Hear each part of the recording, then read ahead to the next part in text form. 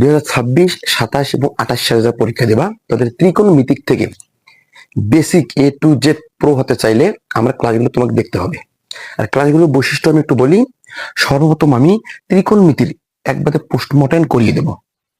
Second স্টেপে আমি যত বেসিক আছে সবগুলো তোমাদের সামনে আমি তুলে ধরবো, এবং দ্বিতীয় স্টেপে আমি কি করব, বইয়ের প্রত্যেকটা অঙ্ক এবং উদাহরণ কাজ সবগুলোই করিয়ে দেবো। থার্ড স্টেপে আমি এমসিকিউ টাইপ ভিত্তিক দেবো, বিগত বছরে যত এমসিকিউ আছে এনালাইসিস করে তোমাদের সামনে উপস্থাপন করবো। ফোর স্টেপে আমি কি করব, সিকিউ দেবো। বুঝতে পেরেছো? আর আমার ক্লাসগুলো দ্রুত ছড়িয়ে দিবা, এবং আমার এই বেসিক কোর্সে সবাই জয়েন হবা। ঠিক আছে? দেখো, আজকে আমি তোমাদের জেনারেল ম্যাথ চ্যাপ্টার 9 থেকে আমি 9.1 এর লেকচার দেবো। লেকচার 1 কি বলছে দেখো, ত্রিকোণমিতি। এবং তোমাকে আমি বলি ত্রিকোণমিতিকটা কি, ঠিক আছে না? এই শব্দের অর্থ 3। ঠিক আছে? অর্থ কি? 3। আর কোন শব্দ অর্থ কোণই, কোণ। আর মিতি শব্দ অর্থ পরিমাপ, পরিমাপ। ঝকঝকা? ঠিক আছে। তাহলে এখন আমি তোমাকে বলি ত্রিকোণমিতিক শব্দের অর্থ কি, তুমি বলবা 3 কোণের পরিমাপ। ওকে, ঠিক আছে।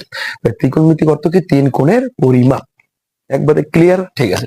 এখন দেখো, এখন এই ত্রিকোণমিতিক সম্পর্কে তোমার কাছে বেসিক কথাবার্তা আর একটু বলবো, একটু লক্ষ্য রাখিও। দেখো, ত্রিকোণমিতি সবসময় কি ত্রিভুজ নিয়ে আলোচনা করা হয়? সমকোণী ত্রিভুজ নিয়ে। কি ত্রিভুজ? সমকোণী ত্রিভুজ। দেখো তো, এই ত্রিভুজটার সম্পর্কে তোমার অভিজ্ঞতা আছে কি নেই? এটা একটা সমকোণী ত্রিভুজ না? মনোযোগ দিয়ে লক্ষ্য করো। এটা একটা সমকোণী ত্রিভুজ না? ওকে, এটা একটা সমকোণী ত্রিভুজ। ঠিক আছে। এই সমকোণী ত্রিভুজের এটা বলে কি? ভূমি। এটা বলে কি? লম্ব। এটা বলে কি? অতিভুজ। ঠিক আছে? এটা বলে ভূমি। ঠিক আছে? এটা বলে অতিভুজ। এটা বলে লম্ব। একবারে ক্লিয়ার? ওকে। এখন দেখো, আর ত্রিকোণমিতির একটা বৈশিষ্ট্য কি জানো? এই কোণটা 90 ডিগ্রি হওয়া লাগবে, হতেই হবে। যদি না হয়, যদি ভুল হয়, ম্যাথমেটিশিয়ানদের ডেকে এনে কুচি কুচি করে পিস করে তোমাদের দিয়ে দেব, বিজ্ঞানী পিথাগোরাসকে।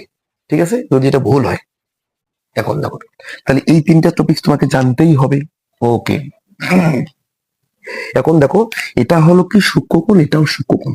ঠিক আছে? এখন এটার উপর ভিত্তি করে তোমাকে আমি তিনটা প্রশ্ন দেব। দেখো, এটা একটা সূত্র আছে, এই ত্রিকোণমিতির একটা কি আছে? সূত্র আছে। বিজ্ঞানী পিথাগোরাস আমাদের মাঝে এটাও দিয়ে গেছে। সূত্রটা দেখো একটু, কি সূত্র আছে?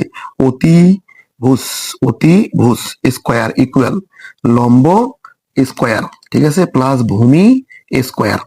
এই সূত্রটা তোমাকে সব ক্ষেত্রে লাগবে। কোন ক্ষেত্রে লাগবে? বাহুর মান বের করার ক্ষেত্রে। তুমি যখন এই দুইটা বাহুর মান দেওয়া থাকবে, তোমার অতিভুজের মান বের করতে বললো, এই সূত্রে অ্যাপ্লাই করবা।